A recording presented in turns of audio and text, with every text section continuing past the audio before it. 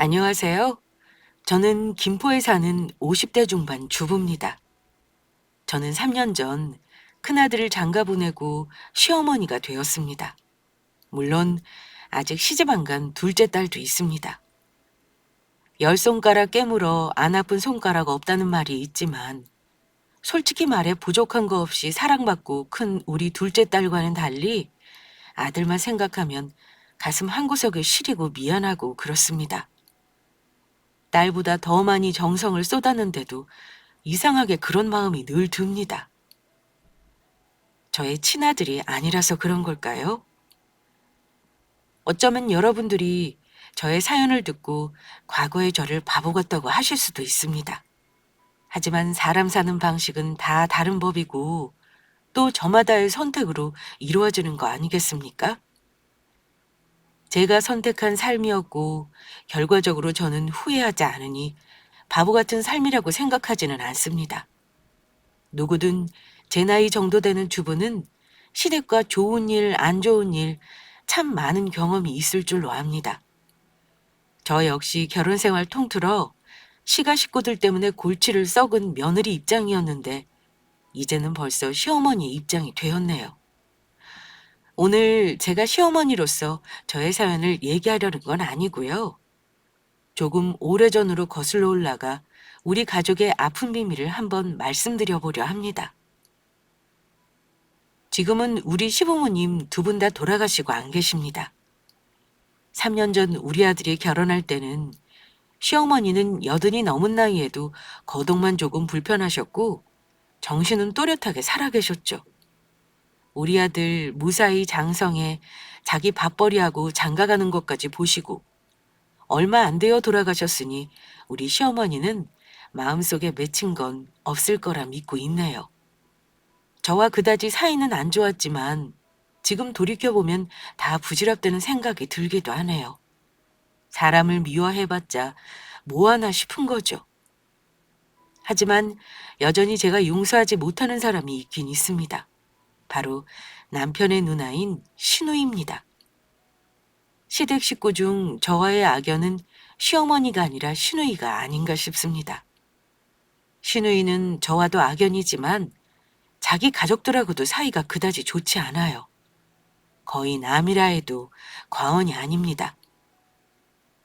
아들 결혼하기 전에도 우리 집안에 소동을 일으키더니만 어머니 돌아가시고 나서도 기어이 집안에 분란을 일으킨 사람이 신우입니다. 우리 아들 결혼 후 얼마 안 있어 시어머니가 돌아가셨는데 다른 곳도 아니고 시어머니 장례식장에서 작은 소란이 있었습니다.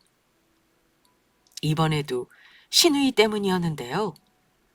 어머니 돌아가시기 전에는 잘 찾아오지도 않았으면서 장례식장에 나타나 가족들 앞에서 뻔뻔한 요구를 하더군요. 나도 우리 엄마 자식이야. 네가 아무리 나를 배척해도 법적으로는 나도 상속권이 있어. 나도 바쁜 사람이니까 장례식 동안 얘기 끝내자. 제가 굳이 말하지 않아도 남편과 시동생이 아주 난리가 났었죠. 뭐? 누나, 너 우리랑 연락 안 하고 산 게 몇 년인데 이제 와서 엄마 재산을 욕심내는 거야? 누나가 엄마 아프실 때 한 번이라도 얼굴 비춘 적 있어? 아님 병원이라도 와본 적 있냐? 전화 한 통해서 걱정이라도 했느냐고? 왜 없어? 내가 못 온 이유가 뭔데? 너랑 올케가 나보면 불편할까봐 오고 싶어도 못 온 거야. 나는 엄마랑 따로 연락은 하고 살았어. 네가 뭔데 알지도 못하면서 그런 소리를 해. 여기서 내쫓지 않은 걸 다행으로 생각해라. 엄마가 마지막 가는 길이니까 내가 참는 거야. 제발 양심 좀 있어라. 누나가 사람이라면 조용히 엄마 장례만 참석하고 사라지는 게 맞아. 돌아가시자마자 돈 내놓으라고 말할 게 아니라 나랑 우리 집사람한테 사과부터 해야 하는 게 맞고. 사과라면 지난번에 했던 걸로 아는데 내가 뭐 평생 너랑 올케한테 속죄라도 해야 하냐? 어차피 자식 덕 보고 사는 건 내가 아니라 니들이잖아. 온 가족들이 착잡해하고 있는 와중에 신우마는 자기 엄마 장례식임에도 계속 본인 주장만 하더라고요. 내가 너랑 올케한테는 할 말이 없는 게 맞아. 그래도 이건 별개 문제지. 나도 긴 말하기 싫은 사람이야. 깔끔하게 정리해서 엄마가 내 앞으로 남긴 내 몫은 정리해줘. 누나 정말 대단한 사람이다. 그 난리를 치고도 이렇게 나타나는 걸 보면 누나 자식을 정말 위한다면 나 같으면 그 얼마 되지도 않는 재산은 우리 현수한테 줄 것 같아. 누나는 도대체 속죄라는 걸 몰라? 됐고. 나도 먹고 살기 힘들어. 장래 끝나는 대로 당장 정리해줘. 그럼 다시는 눈앞에 안 나타날 테니. 어머니는 아무리 미운 자식이라고 해도 남길 재산이 있다면 주고 싶었는지 많지 않은 재산 중에서도 시골에 있는 땅과 시골집은 신우에게 남기라고 유언을 하셨다더라고요. 솔직히 얼마 되지도 않은 거라 저는 욕심도 나지 않았지만 우리 남편은 그것조차 받아갈 자격 없는 년이라며 얼마나 속상해했는지 모릅니다. 어쨌든 저는 이미 우리 아들 결혼할 때 큰 사건을 계기로 신우이와 절연을 맘먹은 후였기 때문에 빨리 정리하고 다시는 보지 않기를 바랄 뿐이었습니다. 하지만 그렇게 신우이 말대로 정리를 해줬음에도 가족들에게 얻어먹을 콩고물을 바라며 질척거리던 신우이 때문에 한동안 골치가 아팠습니다. 아무튼 어머니 장례 마치고 나서 형제간의 정리가 끝나고 보니 뭐랄까요? 지나온 세월이 허무하기도 하고 제가 시어머니와 시누이 때문에 힘들었던 기억이 몰려오면서 몇 날 며칠 기분이 이상하더라고요. 제 선택을 후회하지 않지만 녹록지 않았던 과거 얘기를 하자면 저 결혼해서 첫 아이를 낳기도 전에 남편과 신혼생활을 하던 대로 돌아가 말씀을 드려야 할 듯 싶어요. 세월이 참 빨라서 기억은 어제일 마냥 생생한데 벌써 25년이 훌쩍 지난 일이네요. 결혼한 지 1년도 안 되었을 무렵 저는 시어머니와 시댁과 분가를 위해 남편과 허리띠를 졸라매고 돈을 열심히 모으고 있었습니다. 그때는 남편도 월급이 적었어요. 지금은 승진도 하고 근무 연수가 차서 먹고 살만하지만 말단 공무원 남편이 혼자 벌어오는 돈으로 생활하기 힘들었습니다. 저희 친정도 넉넉지 않은 형편이라 저 시집 갈 때 보태주시지 못하고 저는 사회복지사로 일하면서 열심히 모은 돈으로 결혼했습니다. 하지만 25 어린 나이에 모은 돈이 뭐가 많았겠어요. 남편도 마찬가지라 둘 다 기반이 없다 보니 그나마 형편이 나은 어머니가 같이 살자는 말을 하셨습니다. 물론 둘이 신혼살림 꾸리고 싶었지요. 하지만 형편이 안 되니 어린 마음에 합가가 좋은지 안 좋은지 재고 따질 겨를도 없이 번갯불에 콩 볶아 먹듯 결혼하고 시어머니와 같이 살면서 참 우여곡절이 많았습니다. 말씀드렸다시피 남편은 누나가 하나 있습니다. 저 시집 왔을 때 이미 결혼해서 애도 있었어요. 시집간 누나는 저 밑에 동네인 부산에서 사는 바람에 집에도 자주 못 온다고 하더라고요. 밑으로 시동생은 아직 20대 초반이라 대학에 다니고 있었고 시어머니 집에서 저와 남편, 시동생, 그리고 시부모님 이렇게 대가족이 살게 되었습니다. 어머니는 시집살이를 모질게 시키는 양반은 아니셨고 그냥 딱 예전에 보수적이고 고리타분한 시어머니상 그 자체였습니다. 그러다 보니 며느리가 기본적으로 해줬으면 하는 것들을 서슴지 않고 말씀하셨고 저를 부려먹는 것도 당연하게 생각하셨습니다.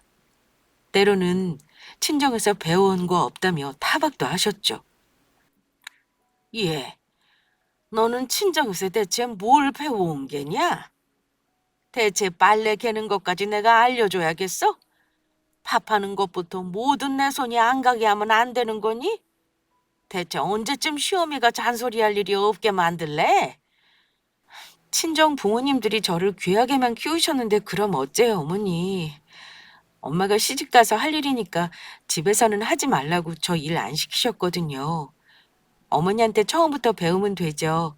저는 공주팔자로 살 줄 알았는데 이렇게 시댁살이 할 줄은 알았나요? 아이고, 말이나 못하면. 저도 듣기만 하는 성격은 아니라 어머니 말에 때로는 천연덕스럽게 말대꾸를 했습니다. 그렇게라도 하지 않았다면 시댁살이라는 건 마음의 병이 걸리는 일이거든요. 당신도 그렇게 사셨으니 당연하다 생각하신 거죠. 아무튼 저는 그 부분을 어머니 탓을 하고 싶지는 않습니다. 일하면서 시부모님 식사 챙겨드리고 시동생 용돈 챙겨주고 명절에 허리 부러질 듯 일하고 이런 것들은 기본이었어요. 그래도 남편과 사이는 좋았던 것이 남편이 저 힘들까 봐 늘 집에 오면 어머니 눈을 피해 저를 신경 써주었기 때문입니다. 얼른 돈 모아서 첫 아기 낳기 전에는 분가하자며 둘이 의기투합했었죠. 여보, 우리 집에서 사는 거 많이 불편하지? 내가 능력도 없는데 당신이랑 빨리 결혼하고 싶어 합가하자고 한 거 미안해. 대신 나 허튼 짓 안 하고 버는 돈은 전부 당신 갖다 줄게. 열심히 모아서 빨리 분가하자. 아니야. 나도 당신이랑 열심히 모은 덕에 조금만 더 노력하면 분가할 수 있을 것 같아. 그때 우리 하고 싶은 거 다 하자. 남자는 집, 여자는 혼수라는 공식이 어느 정도 있었던 시절이라 남편이 많이 미안해했습니다. 하지만 저도 남편이 집을 해온들 혼수를 제대로 해갈 만큼 돈이 많지도 않았기 때문에 남편에게 뭐라 싫은 소리 할 입장도 아니었어요. 하지만 말이라도 미안하다고 해주는 남편이 참 고맙더라고요. 그 당시는 집값이 지금처럼 비싸지도 않았고 전세 자금도 둘이 2년 정도만 모으면 마련할 수 있었기 때문에 목표한 시간은 딱 2년 정도였습니다. 끝이 보이는 힘듦은 견딜 수 있으니 저도 어머니에게 서운한 점이 있어도 참고 견뎠죠. 그런데요, 인생이 내 마음대로 되는 게 없더라고요. 둘이 열심히 모아서 남편 직장과 제 직장이 가까운 곳에 적당한 전셋집으로 이사를 앞두고 있던 때에 집안에 생각지도 못한 일이 생겼으니까요. 우리 부부 일은 아니었고 시집간 시누이 때문이었는데요. 시집 가서 잘 사는 줄 알았던 시누이가 자꾸 자기 남편하고 싸우는 것 같더라고요. 몇 번 눈퉁이가 밤탱이가 된 채 친정인 우리 시댁에 온 적이 있었는데 아직 어린 아들까지 데리고 와서는 근 2주일을 지내다가 시누이 남편이 데리러 와서 도로 내려간 일도 있었습니다. 그때 시누 남편이 어머니 댁에 와서 얼핏 듣기로 부부 사이에 문제가 있는 듯 했어요. 자네 대체 우리 정희를 왜 때린 건가? 애가 보는 앞에서 싸우면 쓰나? 싸우더라도 말로 해야지. 애 보는 앞에서 마누라 얼굴을 이 지경으로 만들어 놓으면 되겠어? 예. 장모님, 일단 그건 제가 잘못한 거니 사과드릴게요. 앞으로는 이런 일 없을 겁니다. 근데 정엄마 성격 장모님도 아시잖아요. 남자가 오죽하면 여자를 때리겠습니까? 그렇다고 부모님한테는 저는 절대 말 안 합니다. 근데 이 사람은 매번 이러니 제가 점점 처가에 오기가 싫어져요. 이 사람아, 그럼 싸울 일을 만들지 말아야지. 이번에는 또 뭔가? 저번에는 여자 문제로 싸우더니 이번에도 그래? 그러자 신우이가 고자질하기를 이번에는 남편이 돈으로 사고를 쳤다는 겁니다. 저는 어쩐지 듣고 있기가 민망해 방에서 문에 귀를 대고 듣고 있었습니다만 어쨌든 시어머니는 자기 딸 얼굴에 상처 낸 사위가 당연히 미우셨을 겁니다. 그래서 사위를 앉혀놓고 혼을 내셨어요. 그런데 제가 보니 신우의 남편도 보통 성격이 아니더라고요. 처음에는 미안하다, 죄송하다, 다시는 이렇게 노력하겠다고 하면서도 자기가 신우이를 때린 게 마치 맞을 짓을 해서 때렸다는 식의 사고방식을 가지고 있었습니다. 신우 남편이 그런 식으로 우리 어머니 댁을 몇 번 오가더니만 나중에는 드디어 사달이 나고 말았는데요. 어느 날 진보다리를 싸들고 신우이가 아이랑 올라왔었더라고요. 그런데 신우도 참 대책이 없는 게 어머니에게 말도 없이 아이까지 데리고 와서는 한다는 말이요. 이혼을 하겠다는 겁니다. 나 이혼할 거야. 그 인간이 내 새끼는 내가 데려가라잖아. 얘는 결혼하면 내가 키울 거니까. 엄마, 나 당분간 여기서 지낼 테니 돈 모아서 정우랑 나갈 때까지만 도와줘요. 대책 없이 이혼부터 하면 어떻게 하니? 애 키울 돈은 있어야지. 최서방이 양육비는 준대? 그래도 니들 애 낳고 산 게 5년이 넘었으면 그동안 모은 돈은 나눠서 위자료라도 받고 나와야 할 거 아니냐? 몰라. 그 인간이 그나마 있던 전세 보증금도 다 빼먹고 없어. 애 양육비 받는 것도 감지덕지 하라잖아. 돌아가는 사정을 보니 뭔가 신우의 남편이 잘못을 한 듯 보였는데요. 신우도 성깔이 만만치 않아 아마 둘이 계속 부딪히며 살았던 것 같더라고요. 아이까지 있으니 참고 살라고 어머니가 말려도 봤지만 신우이는 이미 이혼을 결정한 것 같았습니다. 신우 아이가 그때 막 세 돌이 지났을 때인데 조카 아이가 너무 안쓰럽더라고요. 어른들이 문제지 애가 무슨 잘못이 있겠습니까? 누가 키우든 아이를 먼저 생각하고 결정해야 할 문제이죠. 하지만 신우이는 제 기준에서 보면 좀 이기적인 사람이었습니다. 이혼하겠다고 집을 나왔으면 경제적으로 자립할 노력도 해야 하고 아이를 위해 어떻게든 악착같이 살 생각을 해야 하는데 거의 매일 아이를 시모에게 팽개쳐 놓고 뭘 하는지 나가 있는 시간이 많았습니다. 그래서 남편이 누나랑 싸울 때도 많았어요. 어머니가 몸도 안 좋으신데 애를 맡겨놓고 밖으로 나돌기만 하니 남편은 누나가 못마땅했을 겁니다. 이혼하는 과정도 참 지저분했지만 이혼하고 나서도 신우이는 대책이 없어 보였어요. 어머니 집에 도저히 우리 부부가 같이 지내기가 힘들어 우리는 분가 시기를 조금 앞당기기로 했습니다. 신우는 무슨 일을 하는지 아침에 늦음하게 일어나 점심이 다 된 시간에 나가 매번 새벽녘에 들어왔습니다. 그래서 자연스레 시어머니와 제가 조카인 정우를 돌보는 시간이 많았어요. 신우이가 일을 하겠다고 나가 있는 동안에는 어머니가 보고 저는 퇴근해서 집에 오면 조카를 먹이고 씻기고 재웠고요. 그렇게 몇 달을 지내다 보니 저도 조카에게 정이 들더라고요. 어린 것이 눈치가 어찌나 빤한지 자기가 부모 사이에서 천덕꾸러기였다는 걸 느낌으로 알고 있는 것 같아서 얼마나 마음이 아팠는지 몰라요. 우리가 분가할 때는 어찌나 서럽게 울던지 외삼촌이랑 외숙모 따라가겠다고 난리치는 걸 시어머니가 겨우 말렸습니다. 다행히 집이 가까워서 분가한 이후에는 제가 정우를 주말에 우리 집에서 재우기도 했고 어머니가 몸이 아프시면 제가 돌봐주기도 했네요. 저는 신우이와 그다지 친하지 않았기 때문에 대체 어찌 살 생각인지 물어볼 엄두도 내지 않았어요. 그런데 그렇게 1년이 가까이 지났을 무렵이었습니다. 정우가 막 어린이집에 입학했을 때니 5살이 되었을 때인 것 같네요. 난데없이 시어머니가 저랑 남편에게 급한 일이라며 의논을 하자고 시댁으로 부르시더라고요. 우리 부부는 무슨 영문인가 싶어 시댁에 갔는데요. 어머니가 얼마나 우셨는지 눈이 다 퉁퉁 부어 있더라고요.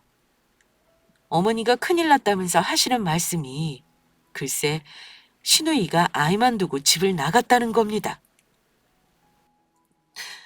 아, 글쎄 인연이 기어이 자기 살겠다고 집을 나갔는가 봐. 며칠 전에 자꾸 짐을 어디로 빼돌리나 했어. 새벽같이 나가길래 방에 들어가 봤더니만 애 앞으로 들어놓은 적금 통장이랑 돈 조금 놔두고 글쎄 집을 나갔지 뭐냐. 네? 갈 곳이 있으니까 나갔을 거 아니에요?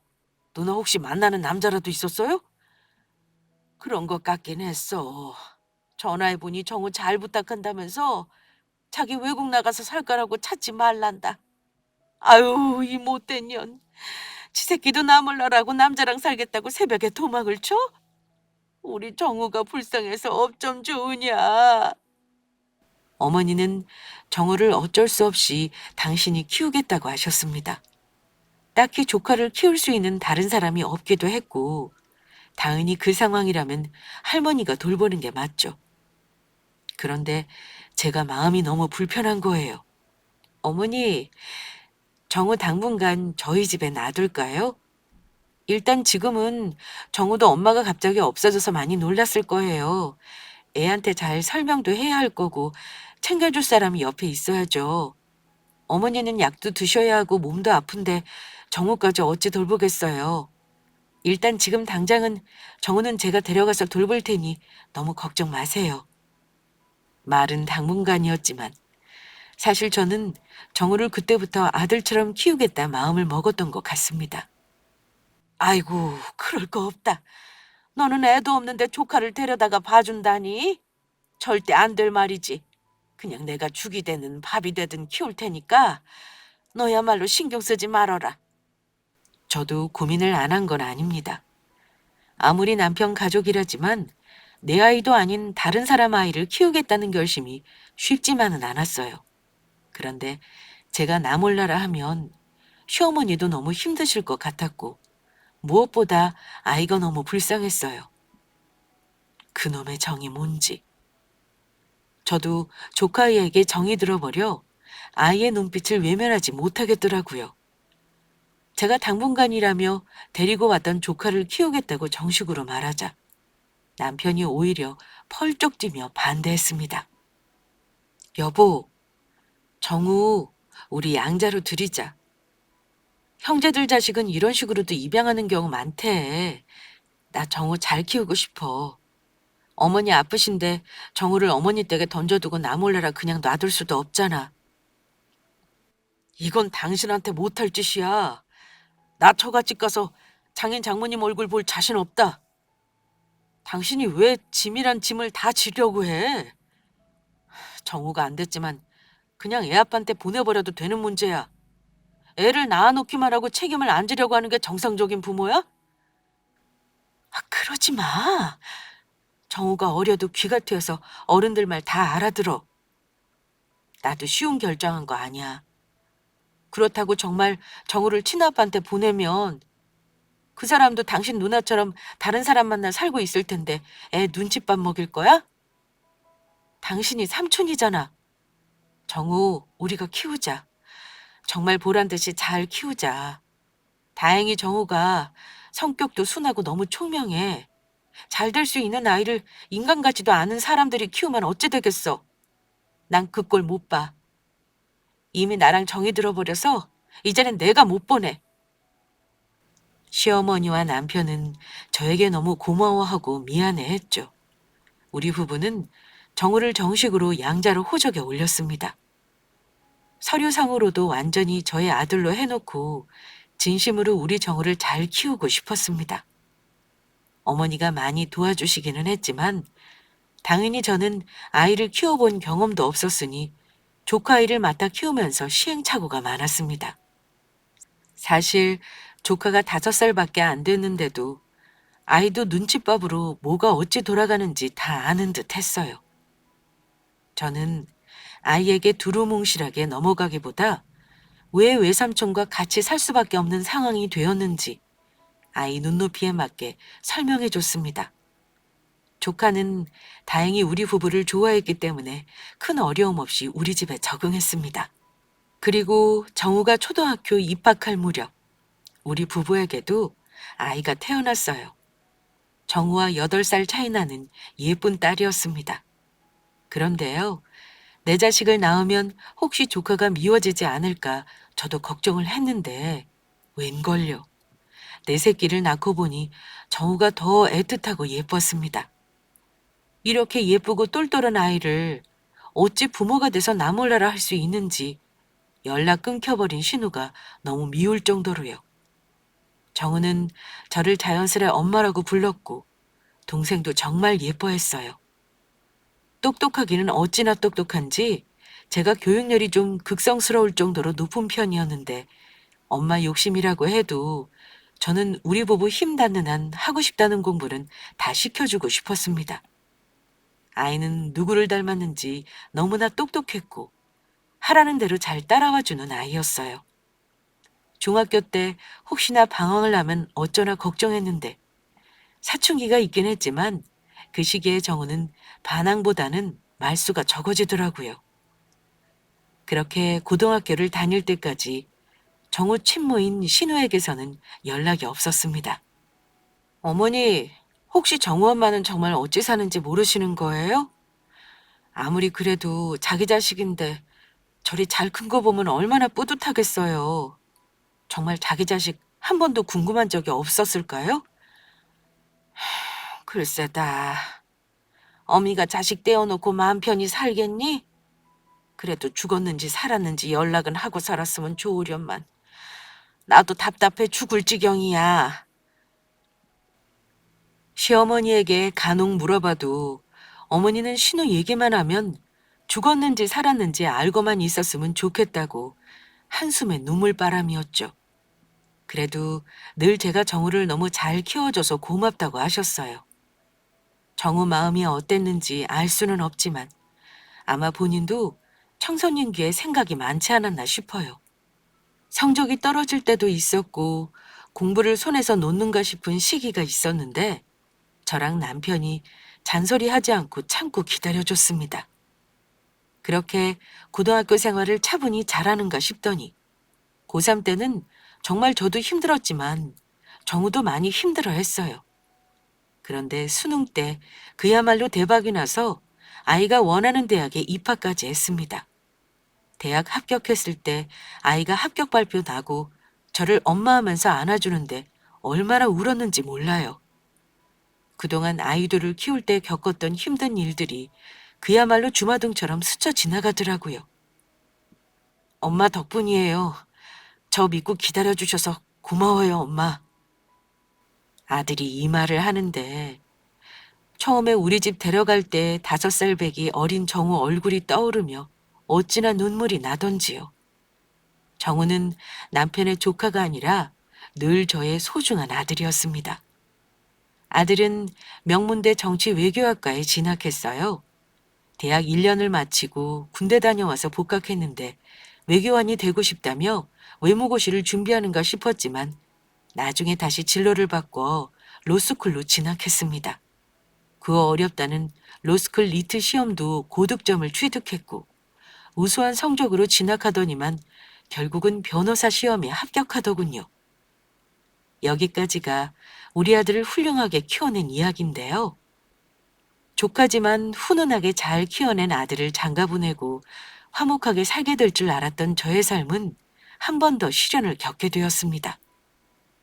25년의 세월이 유수같이 흘러 우리 딸은 대학교를 졸업한 취준생이 되었고 저는 어느새 50대 아줌마가 되었네요. 아들은 30살이 되었는데요. 이 녀석이 글쎄 변호사 시험을 합격하고 입사한 로펌에서 아주 참한 색식감을 만나 결혼을 하겠다는 겁니다. 저야 당연히 아들이 결혼한다니 기쁘기도 하고 서운하기도 했죠. 그래서 예비 신부 얼굴을 한번 보자 했는데 보자마자 감탄이 나올 정도로 신부감을 우리 아들이 잘 고른 겁니다. 너무 예쁘고 참하고 예의 바르고 그냥 보자마자 내 며느리라는 생각이 들었죠. 우리 시어머니는 그때 80이 넘은 나이에 정정한 편이셨지만 손주가 장가간다는 말에 눈물까지 보이며 기뻐했습니다. 하지만 상견례에 참석할 만한 기력은 없으셔서 결혼식에만 참석하시기로 했어요.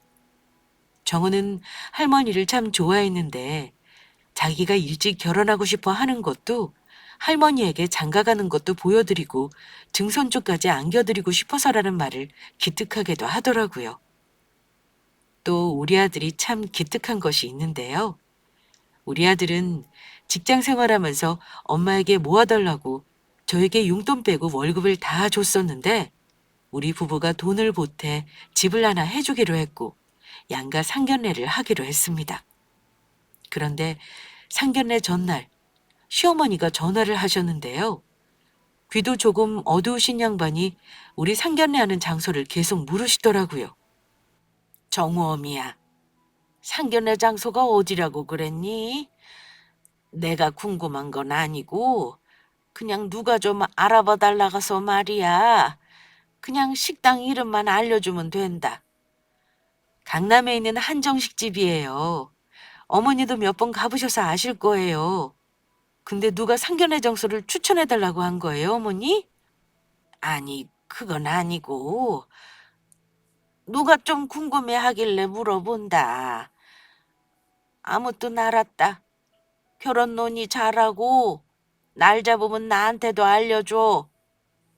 아무 생각 없이 어머니에게 장소를 알려주고 넘어갔는데, 무심코 어머니에게 알려준 상견례 장소로 인해 엄청난 곤욕을 치르고 말았네요. 상견례 날 양가 가족이 모여 한창 식사를 하고 있었을 때였습니다. 안 그래도 어렵고 조심스러운 자리인데 얼마나 말을 조심하며 있었겠습니까? 다행히 아이들 결혼을 양가 모두 기쁜 마음으로 찬성했고 뭐 하나 걸릴 것이 없이 결혼에 대한 논의를 다 마쳤죠. 그리고 조금은 편안해진 분위기에서 와인도 한 잔씩 가볍게 주고받고 있을 때였습니다. 그때 느닷없이 상견례하고 있는 우리 룸의 문이 열리더니만 웬 화려하게 치장한 아줌마가 들어서는 겁니다. 저는 처음에 누군지도 못 알아보고 방을 잘못 찾아왔으니 나가시라고 정중히 얘기를 했어요. 그런데 우리 남편이 너무 놀란 얼굴이 되는 겁니다. 그러더니만 자리에서 벌떡 일어나더니 그 여자에게 나직한 목소리로 말하더군요. 여긴 어찌 왔는지 모르겠지만 우리 가족 지금 중요한 모임하고 있으니까 양심 있다면 돌아가. 아마 사돈댁 가족들이 있으니 최대한 무례한 태도를 보이고 싶지 않았을 겁니다. 하지만 사돈댁 가족들은 이미 당황한 표정이었죠. 저는 다시 그 여자 얼굴을 보고 나서야 누군지 알아봤습니다. 바로 25년 전 자기 혼자 잘 살겠다고 남자랑 외국 나가 살겠다던 신우이였어요. 저는 너무 놀라 말문이 막혀버렸는데 우리 아들은 영문을 모르겠다는 얼굴이었습니다. 그런데 남편의 말에도 불구하고 신우이는 들은 척도 안 하고 갑자기 우리 아들 있는 쪽으로 다가오더니만 눈물을 짜며 이러더군요. 정우야, 이게 얼마만이니? 엄마야, 네 엄마. 너 내가 친엄마인 건 알고 있지? 결혼한다는 소식은 네 할머니한테 들었다. 근데 마침 오늘 상견례를 한다길래 내가 장소를 캐물어서 너를 만나려고 이렇게 왔어. 너 아주 잘 컸더라. 변호사 돼서 유명한 로펌 들어갔다며? 내가 아들 하나는 잘났지. 누구 아들인데? 네? 엄마요? 저 낳아준 엄마라는 거죠? 그래, 이 녀석아.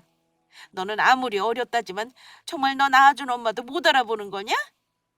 아들은 당황한 저와 달리 오히려 표정이 냉담해 보였습니다.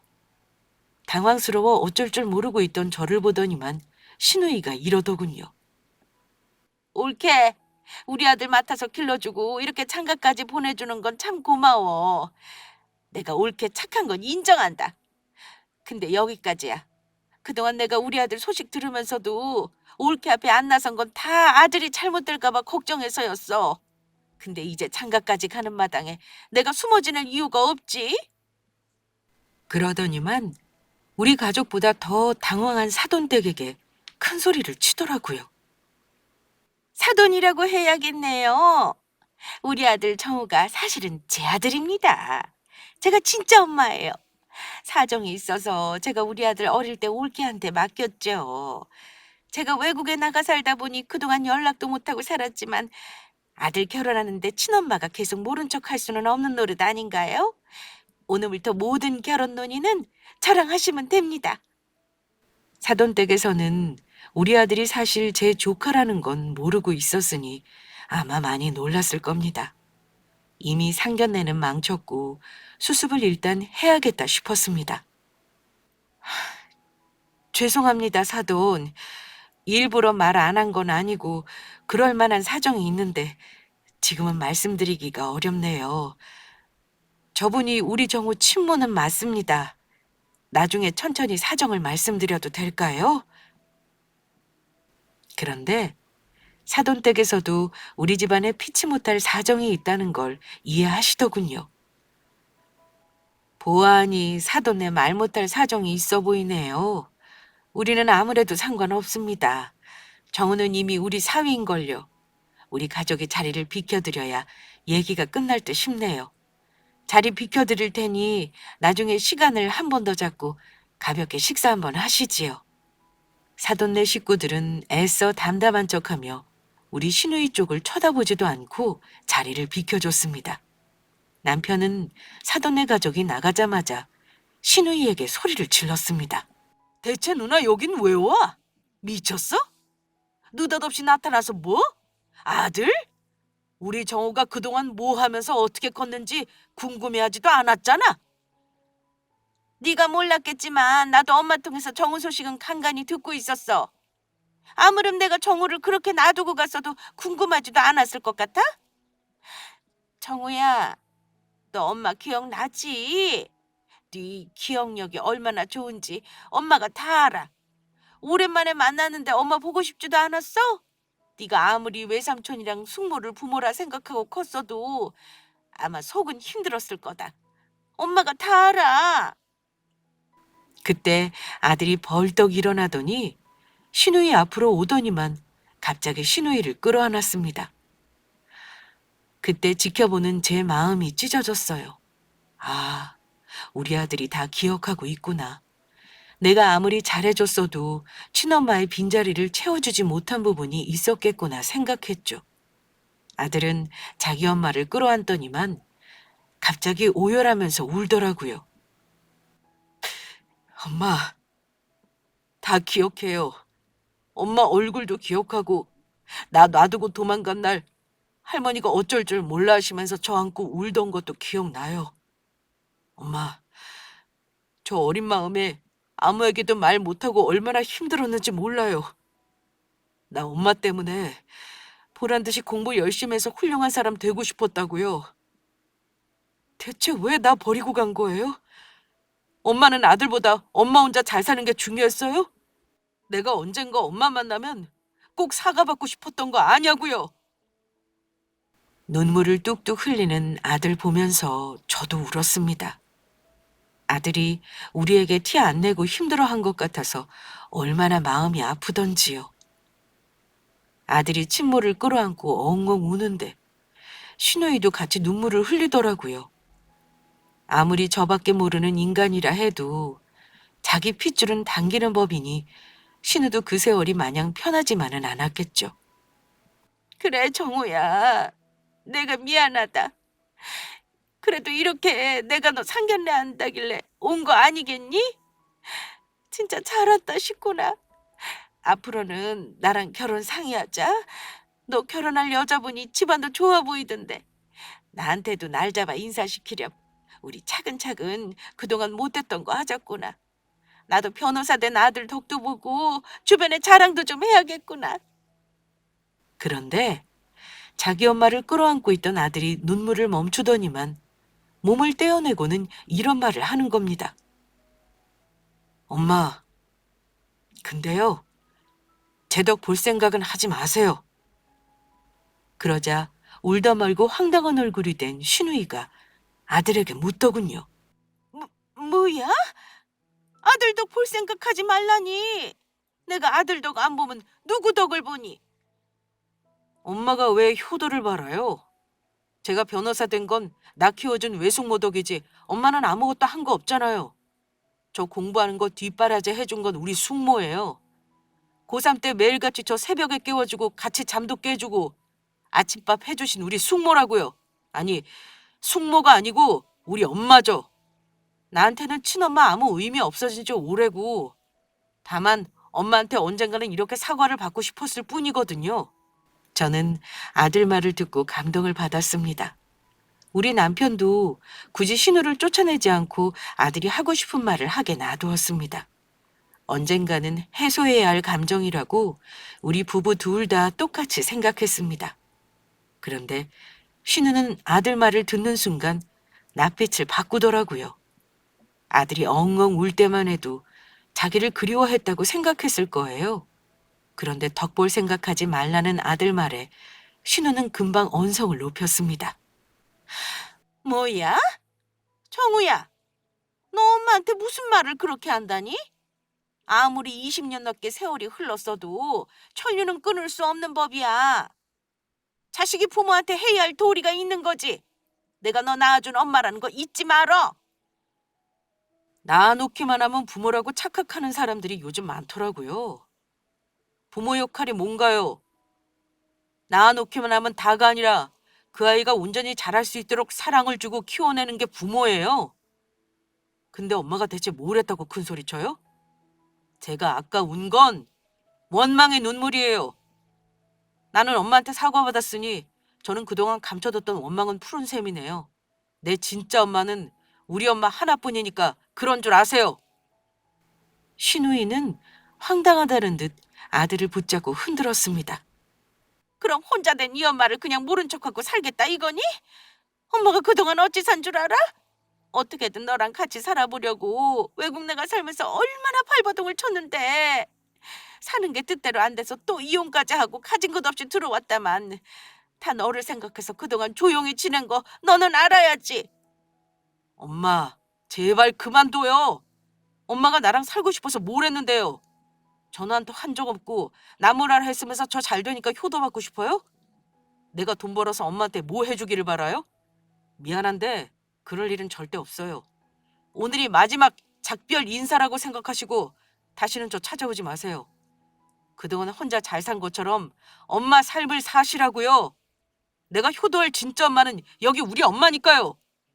아들이 그러니 신우이는 할 말이 더 없는 듯 말을 잇지 못하더라고요. 구구절절 맞는 말만 하니 뭐라고 반박을 하겠습니까? 보다 못한 남편이 신우이 등을 떠밀었습니다. 누나 당장 나가. 오늘 상견례 누나가 망치는 바람에 우리가 사돈댁에 설명할 일이 걱정이다. 정말 자실 생각했으면 오늘 같은 날 이런 식으로 나타났으면 안 되는 거야. 우리 정우 말이 맞아. 누나 그동안 혼자 잘 살아왔잖아. 이제 와서 우리 정우 잘 사는데 들쑤시지 마. 우리 집사람이 정우 키우느라 얼마나 고생 많이 한 줄 알아?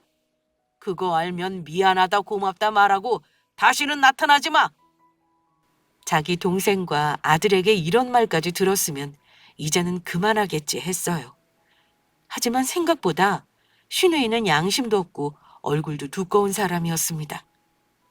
옳게, 우리 정우 키워준 건 고맙지만 옳게도 딸이 있어서 알 거야.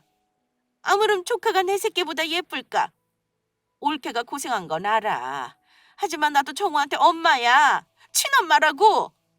내가 이렇게 눈 뜨고 있는 앞에서 정우가 옳게더러 엄마라고 하는 꼴을 못 보겠다. 형님, 정신 차리세요. 그럼 지금 와서 엄마 대접 받고 싶은 이유가 뭔데요? 아들 잘 되니까 그 효도가 나한테 오는 게 싫은 거잖아요. 어쩐지 어제 어머니가 상견례 장소를 자꾸 물어보시더라니. 가뜩이나 기억력도 흐린 양반을 뭐라고 꼬드겨서 오늘 이렇게 남의 중대사를 망쳐요. 정우 친엄마라고 해도 나는 우리 정우 생각을 존중하는 사람이에요.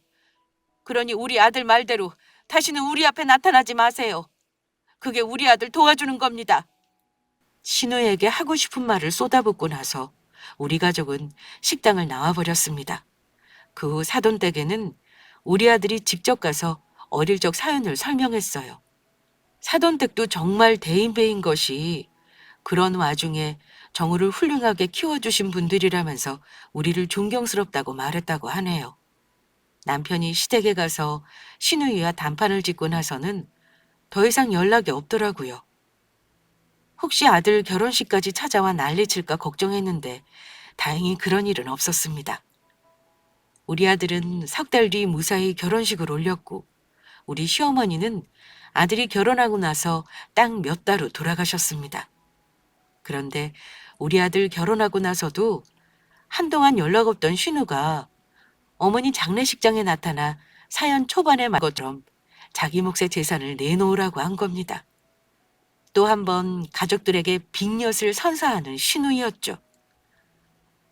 어쨌든 다시는 나타나지 않겠다는 신우 말을 믿고 남편은 어머니 장례 후 어머니 유언대로 재산을 정리했습니다.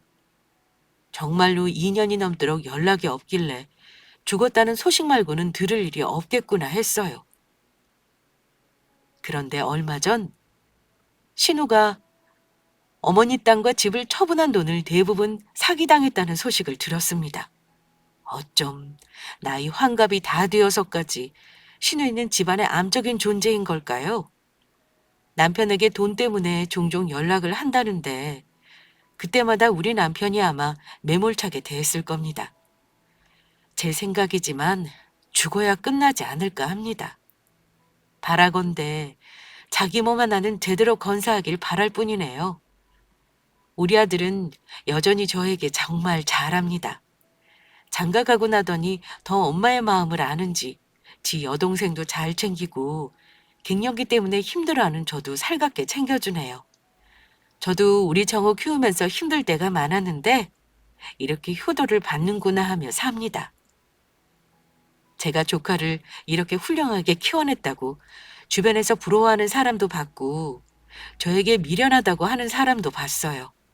혹은 색안경을 끼고 보는 사람도 봤습니다. 하지만 그냥 부모가 자식 키운 거라고 생각하면 쉬운 일이죠. 부모가 자식한테 돌려받기 바라면서 훌륭한 사람으로 키우는 건 아니잖아요.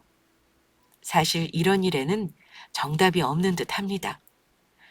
제가 설사 정우를 맡아 기르지 않았더라도 비난받을 일은 아니니까요. 아들 잘 걷어 키운 칭찬을 받고자 사연 보낸 건 아니고요. 그저 저와 같은 선택을 하고 사는 사람들도 있다는 걸 말씀드려보고 싶었습니다. 구독자분들도 아마 많은 생각이 드실 것 같네요. 아무튼 저는 심각하지 않고 가벼운 마음으로 저의 이야기를 들어주셨길 바라요. 우리 가족 이야기는 여기서 마치겠습니다. 감사합니다.